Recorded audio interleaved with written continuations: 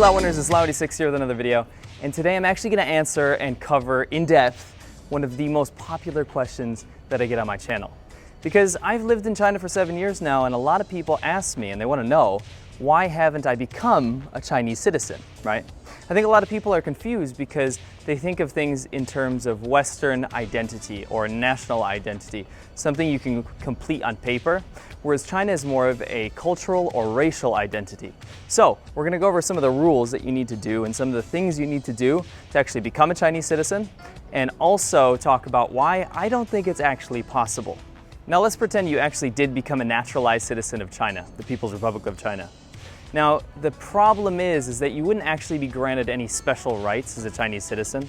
So for example, in America, if you are a foreign national and not a naturalized American citizen, you don't have access to things like social programs, healthcare, free public education, that kind of stuff. In China, you don't really have access to those social programs if you are a citizen. So things like a national healthcare system is completely underdeveloped in China, and it doesn't really exist. There's no real pension system for older people. And also the public education system isn't something to write home about. So there are no special rights given to citizens that become Chinese nationals. Now the first thing we have to recognize is the distinction between nationality and cultural and racial identity.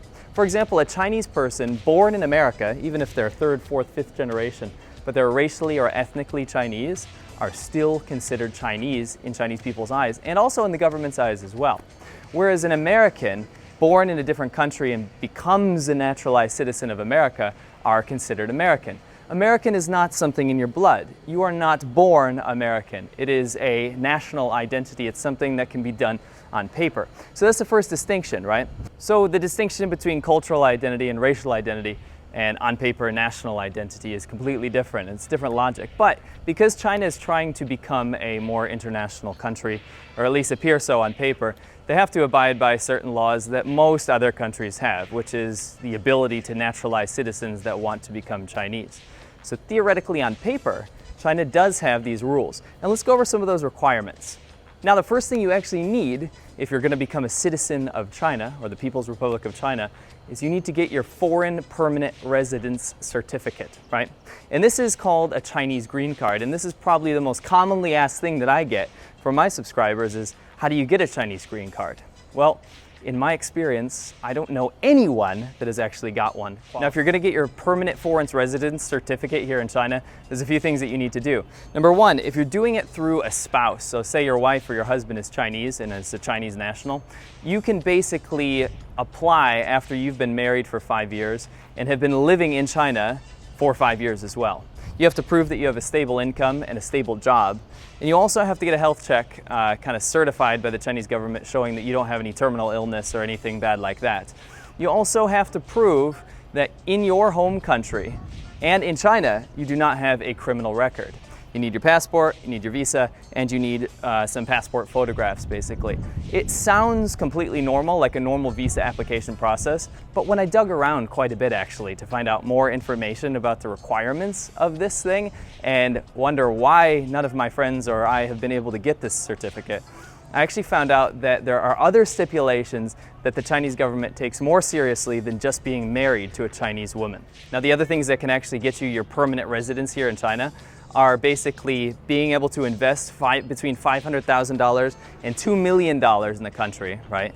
Obviously, investment is a way to spark the attention of the government and be able to make you more eligible to get citizenship. Also, the other thing is actually contributing to the high-tech industries or the science industries or military technology of the Chinese government as well, which I think by most international laws wouldn't be very cool with your home government. So that's a big issue as well. Basically, the people in my research that I found that were basically able to get this permanent residence certificate here in China were kind of people that were able to make scientific discoveries or scientific development for China, and China sought them out. It was basically like a recruiter situation to where China actually went out to hire new talent, bring them here, and I think the people that were hired to do so found this citizenship or this permanent status here in China more valuable than their home countries. So let's say best case scenario, you have actually pulled all of these requirements off, and China has taken your $200-something entrance fee for your admission papers, went over your details and said, yes, this guy belongs in China. We are going to grant him permanent residence here in China. Now, let's say best case scenario, you actually pull that off, and now you can apply to be a citizen of the People's Republic of China. I don't know anyone that's actually pulled this off, but the requirements are nearly the same as the permanent foreign expert certificate or the Chinese green card. Since 2000, so about 16 years ago, there have only been about 900 people that have actually done this. And I'm talking about people that don't belong to one of China's 56 ethnic minority groups. I'm talking about people from foreign countries that were actually able to come to China and become a Chinese citizen. Now, let's say you actually do that. Well, you're going to have to give up citizenship from your home country. You're going to have to say, for example, if you're from America, I am not American anymore, I'm going to renounce my citizenship, and I am now a member of the People's Republic of China. Now, I hope this cleared everything up for you guys, because when I look at it, and I look at the requirements, and I look at what I actually get in the end, I don't see the benefit of becoming a Chinese citizen. The only thing you get is a restricted passport that requires visas in most countries to travel around the world, liability to follow the laws and legal principles of the People's Republic of China, and also, oftentimes I've noticed that my Chinese colleagues doing the same job get paid much less than I do for the same job, because in China, foreigners or foreign nationals typically get better benefits, even legal benefits like having the company have to pay for your housing, flight bonus, health care, things like this that Chinese citizens don't actually get. If you became a Chinese citizen, you wouldn't have these benefits anymore. So you'd have a reduced salary as well.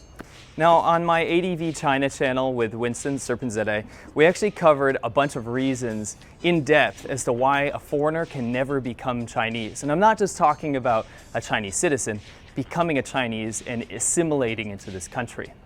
You should go check that video out if you haven't already, because we kind of dive into this in more depth. But basically, I want to tell you, Laowinners, that the reason I don't become a Chinese citizen is because there's no reason to. Restricting yourself and getting rid of a citizenship from a superior passport in terms of traveling rights around the world, there's just no reason to do that. The only reason that I used to think about is that I think it would be kind of funny to go back to New York, sit at a bar and bet the guy $20 next to me that I was Chinese. Thank you so much, Laowinners, and I will catch you on the next one. I don't think it's actually possible. Okay, that's the intro. That become Chinese nationals. You're so shaky. Why are you so shaky? Because you walk too fast. I'll walk super slow, okay? You're next scene.